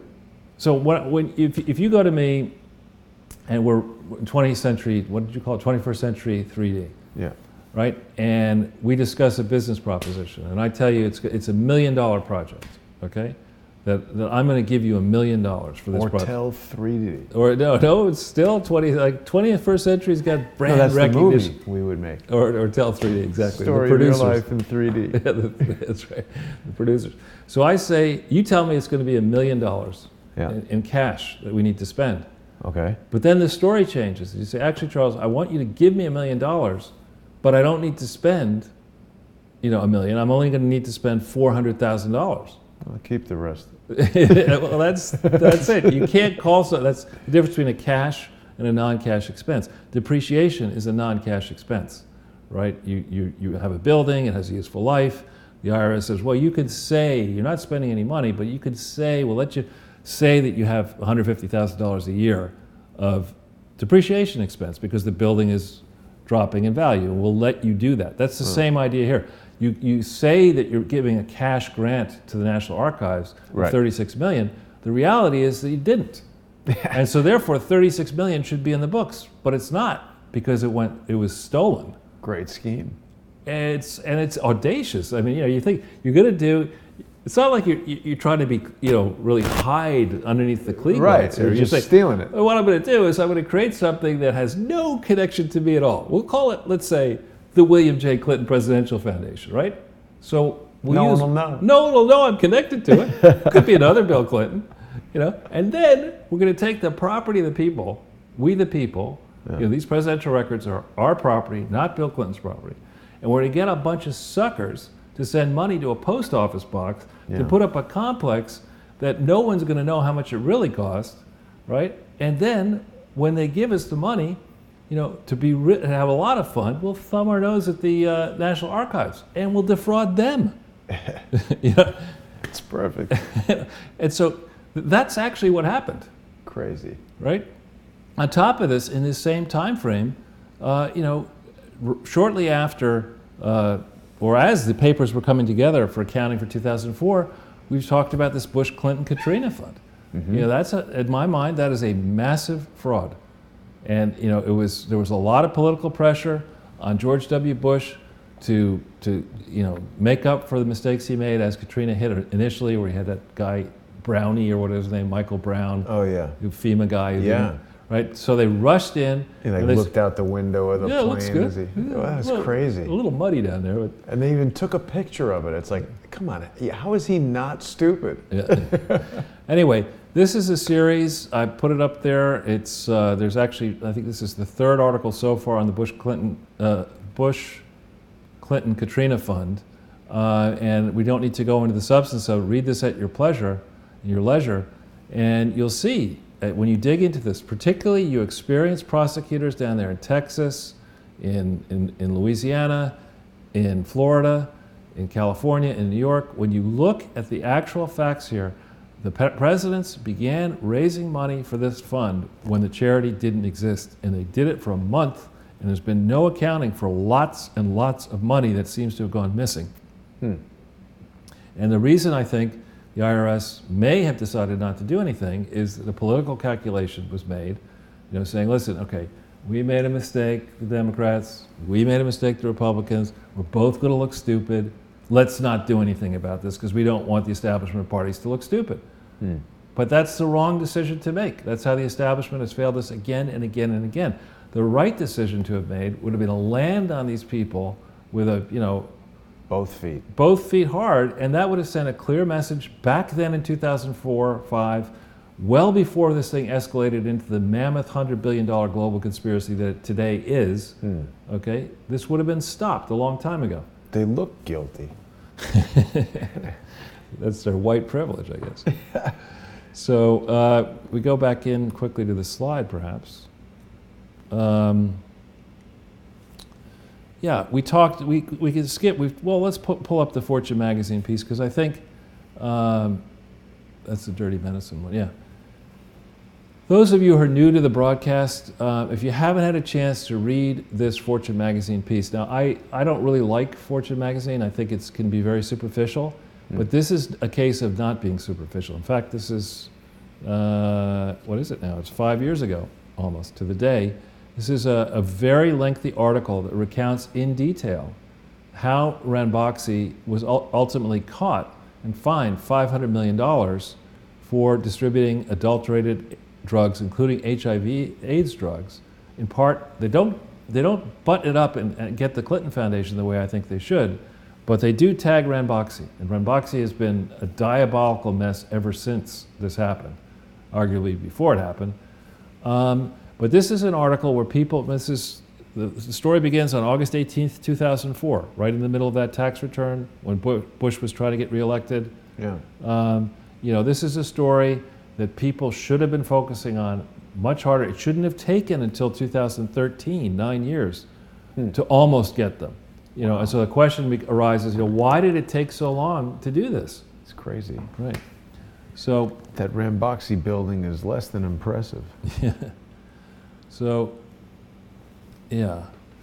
So how did they miss that? How did they miss this laureate Clinton Global Initiative and Clinton Bush Haiti frauds? We could pull up that shameless promotion. Yeah. This is something that Mark Tapscott is a wonderful human being. He's now with what used to be called LifeZet, and the political piece of it is PolyZet. He has a distinguished career as an investigative journalist going back decades. And he wrote this. He asked me what I thought might be slightly different about 2018. And in a nutshell, one of the things that I think is very different is that Donald Trump is the president, has put his people in, that happened, and is taking control of the IRS, and appropriately control of the IRS and the Department of Justice. And this is a gigantic fraud, gigantic unprosecuted fraud. And it seems that to date, the establishment apparatus only wants to go after the small frauds. Well, yeah, and then sometimes not even. Say that one's too small. Yeah. Steal more money and we'll talk. And and so then, let's see. Yeah, this is an interesting piece here. This American thinker, you had it right there. Is that it? Yes. So this is an article which goes through in great depth. I won't try to recount it, but it goes through the arguments as to who should be indicted for what charges. And it's a long list. Yeah. It's a very long list. And the question is whether the establishment, whether the swamp, whether the people who are in the system are going to get out of the way and let the landslides begin here. Because once you start picking on one of these people, a whole bunch of other people are going to fall. And I think it's just like OPEC. It's just like a cartel. When they have the market power, they can bring the price up. But the second the supply of oil greatly exceeds the demand, cartels can disappear overnight. Similarly, when the establishment loses its grip, the Democrat and the Republican Party... Oh, the dominoes are going to start to fall. Yeah, the contest will not be, how long can I wait this out?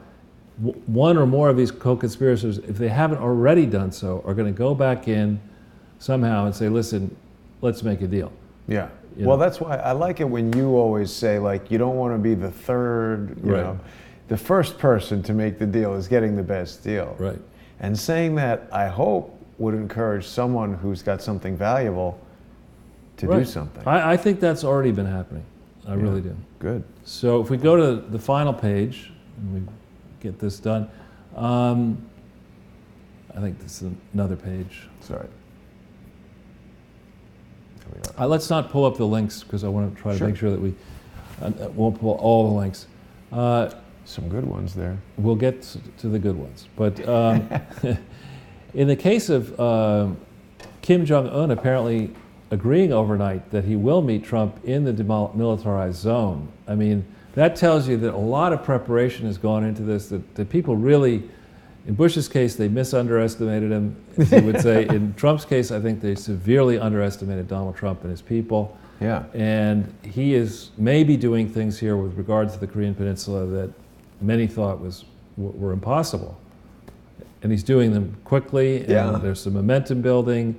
And I think his team and he deserve enormous credit for moving the process this far along. Now, the Kim, whatever the last name is, family, have a long history of getting people excited and exacting tribute and then reneging on their word. So maybe this will not work, but at present it looks like it's going in the right direction. And I think it'd be nice to see. Nancy Pelosi apparently said, well, maybe Donald Trump would deserve the Nobel Peace Prize if she actually said something like that. Really? Yeah. We got to find that clip. I don't know. That's very surprising. I mean, I agree. I think this is one of the hugest possible things to do. And people aren't even talking about how Chinagate and all that led to nuclear North Korea, and that was all Bill Clinton.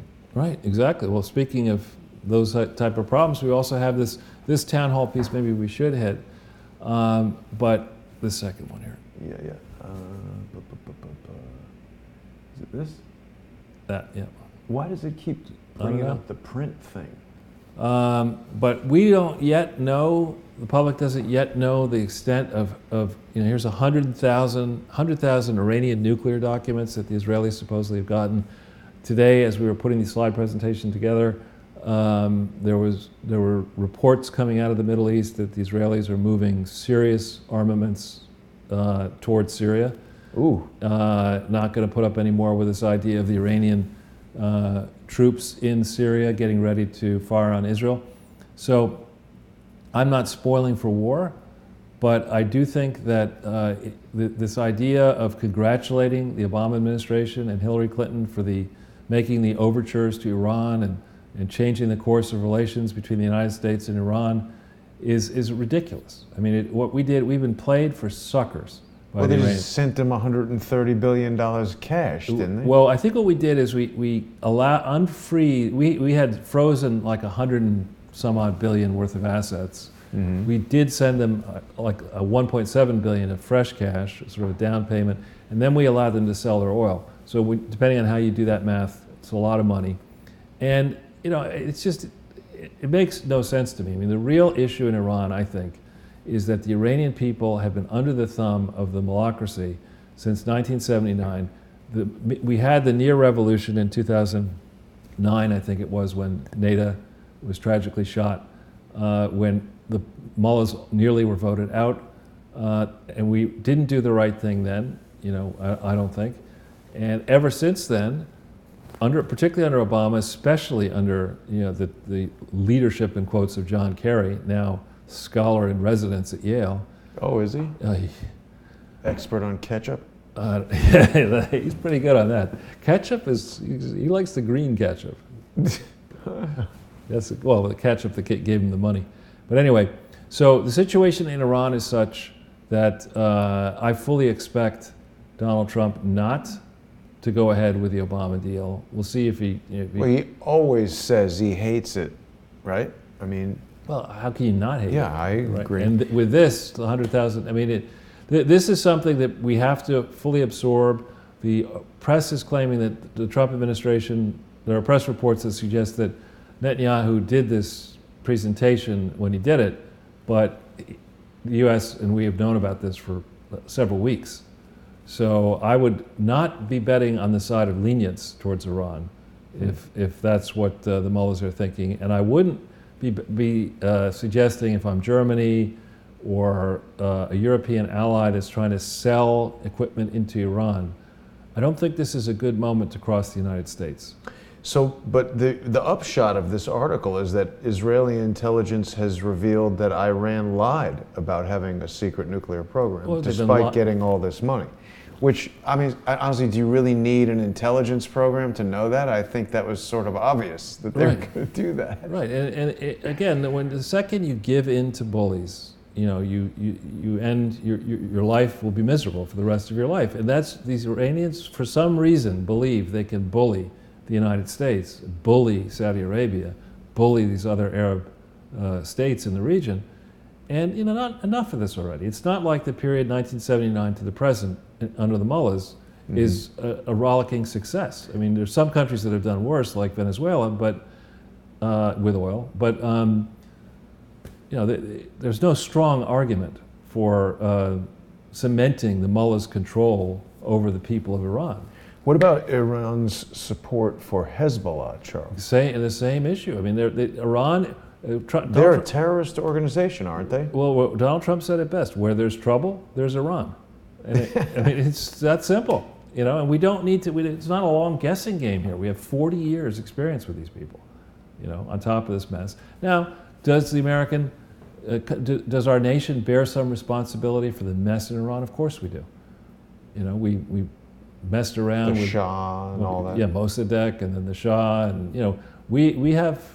We broke it. That was the CIA who did all that. Well, we broke it, so we should try to fix it. And I think the good news, though, out of all this, if there is any to be had, there was a long period of time, you could say we don't like the Shah, but under the Shah, there was more equality of the sexes. There was a highly cultured place. I was speaking to a woman from Iran earlier today who had positive things to say about life in Iran under the Shah, and obviously hated the mullahs, whatever, and said that Iran is a mess. It is a mess. And so I think we're talking now about what is happening. I think in the short term, we should assume that there's going to be a change in Iran, a very significant change.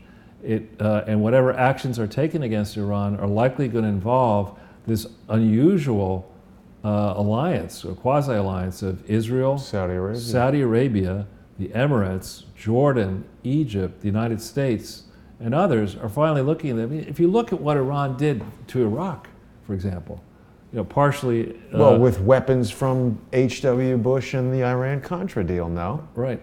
I mean, we've been meddling there, and we've been doing a lot of bad things for too long. It's time to do right by the Iranians. It's time to stand up to these bullies. It's time to expose what really happened. I'd be very interested to see how many people around the Obama administration are on the take now from the government of Iran. How many consulting contracts, how many sweetheart deals, how many, lobbying deals do these people actually have? I hate bullies, Charles. I know you do. That's why I brought it up. So this is Zero Hedge claiming that Israel is full bore ready to go to war against Iran? Well, I don't doubt that. Yeah. Well, I mean, that's kind of a big move because there are not many people in Israel and there are a lot of people in Iran in terms of the population difference. But I think the United States likes Israel better, though. a little bit, yeah, just a little.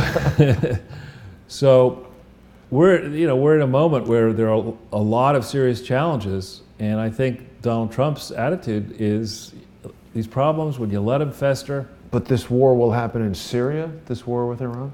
When something happens, when you light the tinderbox over there, it's unclear to say how contained it might be. But we're currently, I think, Israel is certainly going onto a war footing, I would think, and we have troops all over the Middle East. Yeah, yeah. So if we go back into the slides,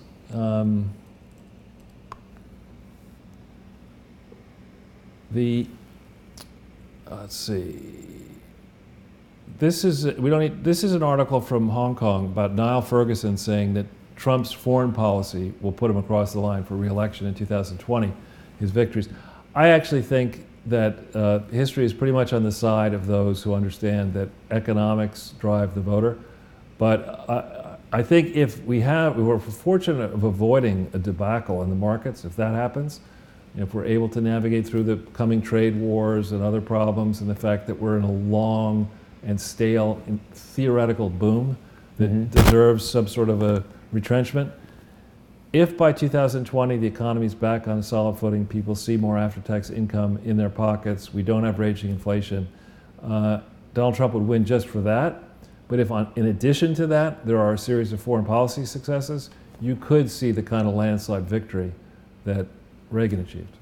I also think that even people who disliked or still do dislike Donald Trump, you got to admit the North Korea thing is like, if that happens, that's a Dennis Rodman slam dunk. Well, it's like, I won't say exactly where I was this morning, at which Starbucks, but it's definitely a Starbucks filled with never Trumpers. And it reminds me of the chatter we had after the Soviet Union blew up.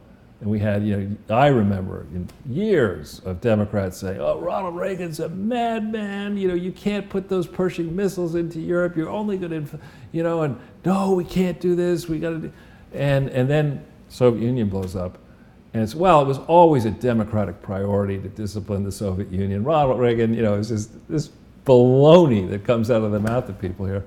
But I hope someone can interview Kim Jong-un and ask him, did you actually hack Sony? Because that would be the stupidest possible thing ever. You get Flozell to do that. You get that guy, Seth Rogen. Right. The perfect guy, right? Exactly. Oh, right. That would be great. That would be pretty funny. So Kanye West, we don't need to, well, we can if you want, but is that this? That's the next one, yeah. So here's Kanye West. I don't know a lot about him. He's a little wacky. Most Hollywood celebrities are wacky. You know more about Hollywood celebrities than I do. But here we see, first it was Kanye West defending Candace Owens. Then apparently a friend of mine sent me something, the famous, I think it's a football player, Reggie Bush, is now coming out and supporting that, Kanye? Yep. Well, the notion that the Democratic Party has taken African Americans and minorities for granted. But I think also within the black community, there's kind of peer pressure to hate Trump. Like, I was watching Hagman and they had Diamond and Silk like last night or 2 days ago or something like that, and they were great. They gave I think those ladies should run for Congress. They were smarter than the people in Congress, and they were saying that like black people are giving them a hard time for supporting Trump. Yeah, it's surface level stuff. I mean, I think people like to win. And, when you think about the minorities in the United States of America, yes, minorities are worse off than, white people and other classes of people, but that's inside the country. Compared to the rest of the world, even the minority people in the United States are pretty well off compared to the rest of the world. And, context is important. We don't want to see a system that dooms generations to living in ignorance and having no prayer of being productive in society, which was what I would argue the present system under the Democrats, public education and other important ways, is doing just that. And so what I think is important about what Kanye West and Reggie Bush and Candace Owens are saying is whatever we've been doing for the last 50 years, 60 years, doesn't work as well as it should work. How do we do things differently? How do we go from a system where Jesse Jackson and Al Sharpton are living like multimillionaires, not paying their taxes while they're at it, and arguing for this and arguing for that and having these peace marches, but making damn sure that none of the money they get trickles down to their followers? It's exactly what Diamond and Silk were talking about, how these guys say they represent the black community, but they're actually just holding down the average black person and taking all the money and credit for themselves. Well, I use this phrase, maybe others have coined it before me, that they're merchants of misery. They want there to be misery, because if you're miserable, then you can agitate people to come out and do something and keep you in power, so you can take money away from the big corporations that want to be want to buy peace with you. So we got to change that business model. Instead of having all these eloquent spokespeople out there leading riots and rallies, let's have some competent people go in to the inner city schools, go into the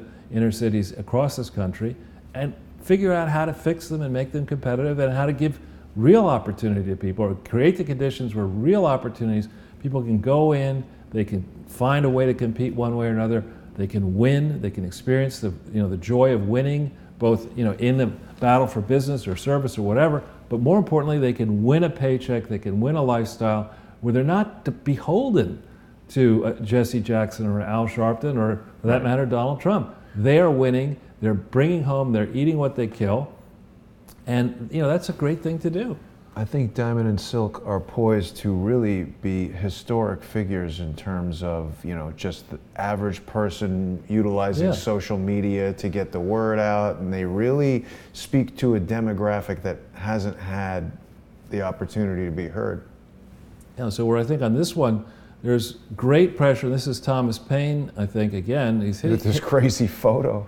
Yeah, he's hitting the cover off the ball here at Thomas Paine at True Pundit. And I think that I understand that Congress people are now, they've had it with Rosenstein, with the stonewalling, with the saying, it's kind of like Yasser Arafat when he was alive. He'd say one thing in English, oh yes, we want peace, and then to his Palestinians, he'd be saying, death to America, kill Israel, etc. That's, I think, what this guy is doing. He's, in a public forum, he says, oh yes, we're trying to move this along, and then in private, the swamp that's still in the Justice Department, the hidden and the overt swamp, are doing everything they can to impede and obstruct the discovery of what actually did happen with that investigation we brought up July 10th, 2015, and before.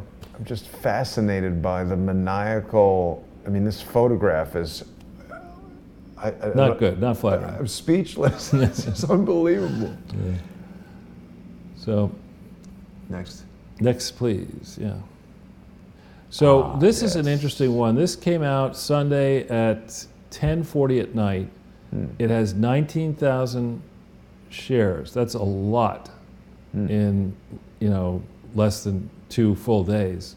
And it's basically drawing, this is your friend, Kevin Shipp. Oh, yeah, yeah. Excuse me, basically saying that we have a reprise here of what may have been going on with John F. Kennedy when he took on the deep state, and that didn't work out so well for him. Yeah.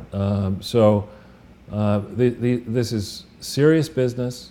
A lot of people are a lot worse off for the experiment since September 11th, 2001. You can go back further, even to 1988, if you want to make a more rugged case against George H.W. But when you're honest in the accounting, and you look across the mass of the country, not the elites, not even necessarily the poor. You look at the tortured middle that is not eligible for the kind of aid that the poor are, and has to bear the cost of trying to raise a family, et cetera, and trying to hold on to jobs. We're not well off the way we should be, with the great resources, the great history, all the assets that we have in theory are not being deployed to the benefit of the overwhelming majority of this country. And we are, I think he's right, we're in a huge constitutional crisis, whether Mueller tries to go down the path of indicting Donald Trump or not. The system is not working. The deep state is still interfering. We interviewed Jerry Corsi. His book made the New York Times bestseller list again. Great. Which is good.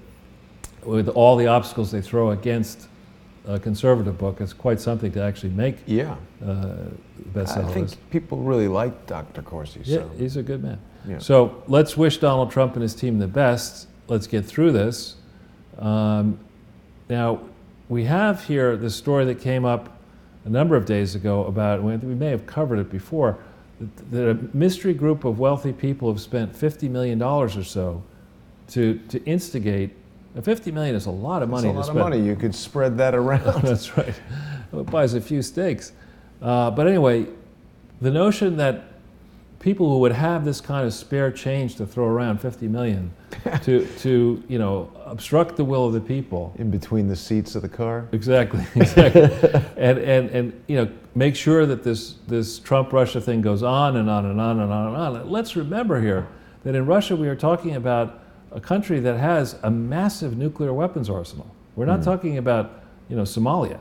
Right. We're talking about a country that that actually I think has been rather patient with the United States under Trump and under Obama, and for that matter under Bush and Clinton. Who is served by this endless, you know, mania, arguing that Russia's up to no good, Russia letting China off the hook, letting other countries off the hook, letting, you know, conspirators inside this country off the hook?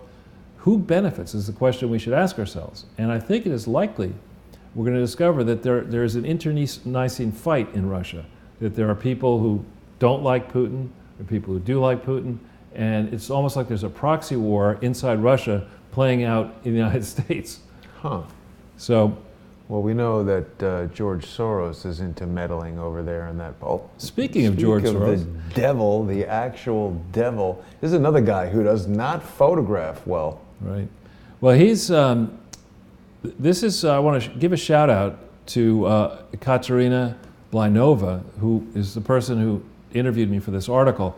And we have a very interesting way of doing things. She sends me questions. I do my best to answer them. And then she weaves these stories together. Sometimes she brings in other people. Sometimes it's just me. We've done quite a few of these. And I learn a lot from her questions. And She's in Russia? Or she's in Russia, DC? yeah. And she does these very thorough things with lots of links. Encourage the crowd to read it and tweet it out. I would also add that just the mere ability to write in English when you are a Russian person that's very difficult. Yeah. And there are very smart people in Russia, and Katerina is one of them. Yeah. So, and also I think decent quality output just from the way it looks and presents. So she does a lot of work. And there are quite a few. If you Google her, I mean, if you go onto the link at Sputnik for her, you'll see all that many articles that she's done. It's with an E. Katerina. BLI. Here we go. Yeah. The power of Google brings us right to her. Go. Boom. Little shout out for Katerina. Katya, Pravyet. So we go back into the next one. All right. On I think the 30th of April, the Inspector General's website put this, what's linked here, put the story out that apparently there was an FBI agent that leaked, lied, and mishandled classified information, but the FBI decided not to do anything about it. I think it would be a more concise story if they spoke about the ones that did not leak, lie, and mishandle classified information. There are many that are wonderful, I think. But I think what happened, though, under Mueller and then under Comey, I think the FBI got politicized and weaponized. Well, we've seen that clearly. I mean, we just heard from Scott Bennett the other day about how McCabe was meddling in the state Senate election there in Virginia. I mean, that's just like so flagrant. It's outrageous. And so let's hope that this story here, Josh Gerstein, I think, is a pretty famous guy and widely followed. Let's hope that people will start asking the real questions here, which is why, if the guy did leak, lie, and mishandle classified information, why didn't they do anything? Why isn't he in prison? Why no criminal charges? Yeah, and you know, and what are the things that really irritates me, and I think irritates most fair-minded people, is when you see double standards. You see, particularly government people breaking the law but getting off completely, whereas civilians who actually are the people the government supposedly works for, being treated harshly for minor infractions. Shot for having weed in their car or whatever. Yeah. So if we go to the they next. They declined to comment, Charles. All right. Now this is a good one here. I don't know if this is the final one or not, but this came out also yesterday, and this is really interesting. This is an investigation into public corruption and charity fraud. 80,000 in bribes in exchange for influencing Arkansas state legislation. A lot of that going around. And another $250,000, but there's a larger issue with a charity. And one of the people involved in this is Cody Highland, who is supposedly leading the charge and taking a relook at the Clinton Foundation, at least from the Arkansas piece of it. Now, why is this interesting? When you pull on some of these names and you look at the charity involved, you discover that this conspiracy may implicate BKD, the accounting firm. Oh, yes. And it may even implicate, potentially, people affiliated with the Clinton Foundation, including possibly Bill Clinton himself. Oh. So this, I think, is a hopeful sign that that Cody Highland has only been in this position for a short period of time, not yet a year. He's taking on the politicians in the state of Arkansas in a visible case here. Maybe one hopes laying the groundwork for a much bigger exposure, which would be the Clinton Foundation and all its satellites below these many years. You got to hand it to him, Charles. Bill Clinton is prolific, if nothing else. That's right. Now, I think just the last one, what we've got here is a picture of the guy. Right. There you go.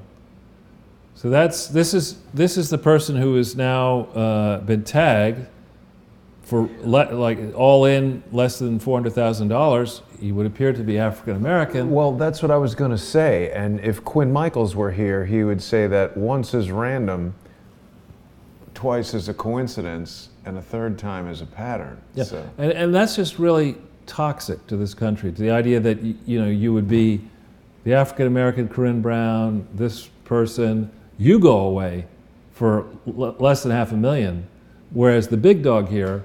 He takes something that is badly broken in the beginning when he's president, then really messes it up under George W. Bush. Then once he, gets George W. Bush and his father involved in the fraud so they can't complain about it, that's when they go into outer space. That is just, Donald Trump, if he wants to be remembered well in history, has got to stand up, his administration has got to stand up now and send a clear message to the swamp that what this person did was bad, but what Bill Clinton and Hillary Clinton and Chelsea Clinton and the trustees and all the people involved with Clinton is way worse, and they need, an example needs to be made of these highly educated, privileged white people, who are not, they didn't break the law, they crushed the law, they smoked the law, they bleach bit the law. Yeah. And, the public deserves to know whether Donald Trump is just talking or whether on the issue of draining the swamp, whether he's going to, get the Drano bottle out. And if you need some help with Drano bottles, we got one. Yeah, just looks like a slightly older photograph, because I think now in his older age, Bill Clinton, after his heart attack or whatever, he became vegan and he's like super thin. And here he looks a little bit more McDonald's-y. Yeah, it's probably old. But I think... it's 2008, so it's 10 years ago. Yeah. Interesting. And what is this guy's? That's Hank Wilkins IV? Right, and apparently his father was a big Arkansas politician, so... Yeah, so obviously everybody in Arkansas is going to know Bill Clinton. Right, but what I'm saying here is that... This could be their roadkill barbecue at Arkansas. It probably met at that roadkill barbecue. But, it's just refreshing to see that Cody Highland is making some progress. It's refreshing to note that we're under the 2-hour mark by 6 minutes. Yeah, that's great. Very good, very good. So we've got the new 90 Seconds with Charles Ortel segment. Very attractive opening graphic for that. Well done, art department. And I have an idea for how we'll use that in an ongoing way. But Charles, I do want to remind people that it is really important If they enjoy the program and the different variety of guests and information that Crowdsource the Truth offers, it's very important that people become sponsors, either by going to patreon.com/crowdsourcethetruth, or even just doing a one-time sponsorship payment at paypal.me/crowdsourcethetruth. And it's funny, because May 1st, every time the first of the month is when Patreon actually says, okay, here's the money. And several people dropped off today, so I appreciate the pledges, but you gotta come through or it doesn't actually pay the bills. The other thing I wanted to point out, in case people have forgotten, is that we still do have the merchandise store on redbubble.com, and later tonight I'm going to add the very attractive green regs and scams, green regs and scam, because a lot of people have been asking about that. But of course, people can order any of these attractive items. You want to get involved in the time phone hack, you can still get that Hack to the Future mug, or you could get it on a t-shirt if you're a fan of the Quinn Michaels meme, and so many of the different graphic opening logos. Podfather is on there, and there's Imran Awan stuff, and lots of good Charles Ortel material. I think we got the Great Fortel in there somewhere, and this is a good one too. The Russians are coming. That was a nice one. I think people enjoy it. You get Barack Obama in there and everything. So it's Mother's Day is coming up, and if your mother enjoys Crowdsource the Truth, you get some of those items. All right, Charles, so we'll be back on Sunday with Charles, and until then, thank you for joining me. My pleasure. And thanks everybody for watching. I'll see you tomorrow.